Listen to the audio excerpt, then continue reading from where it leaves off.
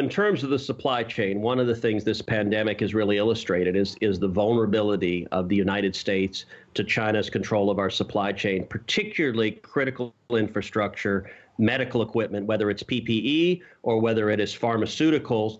And the Chinese government engaged in a systematic strategic effort to bring as much pharmaceutical manufacturing out of the United States and into China. And it was directed at the highest levels of the Chinese government.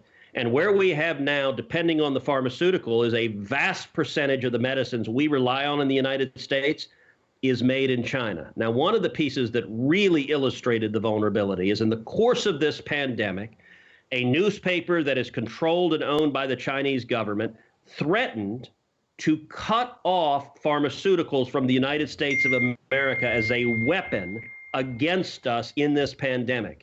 And that is from an organ of the Chinese government. And let me be clear. We're talking about antibiotics. We're talking about blood pressure medicine. We're talking about heart medicine. If China were to do that, that's not just economic warfare. That's actual warfare. That is threatening the lives of Americans by denying them medicines that are life-saving medicines they need. And I think coming out of this, we're going to have a serious reassessment of how can we possibly let this happen. We cannot be dependent upon the beneficence of the Chinese Communist government for life-saving medicine. But how do you get pharmaceutical companies to move their production there back to the States? What could you do? You can't order it. So I think there are a number of steps we can take, and I expect robust debates. I'm a co-sponsor of one bill, a bill that Tom Cotton has introduced that would, for example, allow immediate expensing for the construction of new pharmaceutical plants in the United States, and would require that the U.S. government purchases of pharmaceuticals, and the U.S. government is a major purchaser of pharmaceuticals, be from pharmaceuticals not developed in China. In other words, use the purchasing power of the federal government to move some of the supply chain back. I think that's a good first take at one of the levers we can use, and I fully expect continued discussion. No one in their right mind would suggest that New Yorkers should go back to work tomorrow.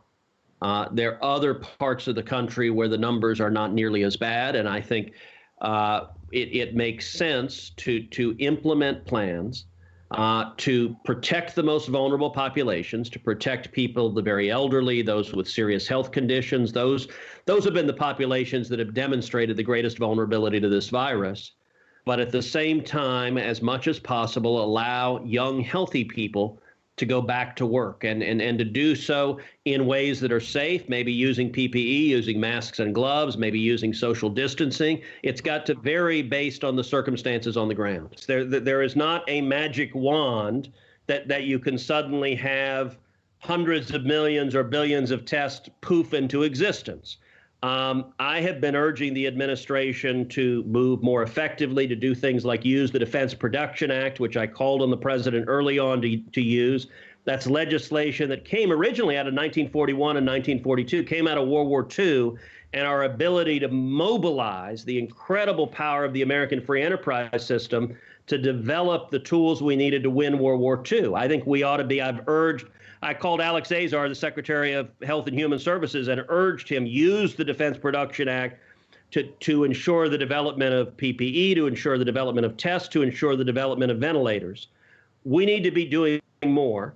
That being said, it is not the case that you've got to have 300 million tests for 300 million Americans before people can go back to work. We have people working now in all sorts of essential industries, and we can be prudent about it. People who are asymptomatic, we can be prudent about it depending upon the degree of infection and establish policies. And I think the governor of Texas this week is rolling out the standards for the state of Texas. I think that is positive.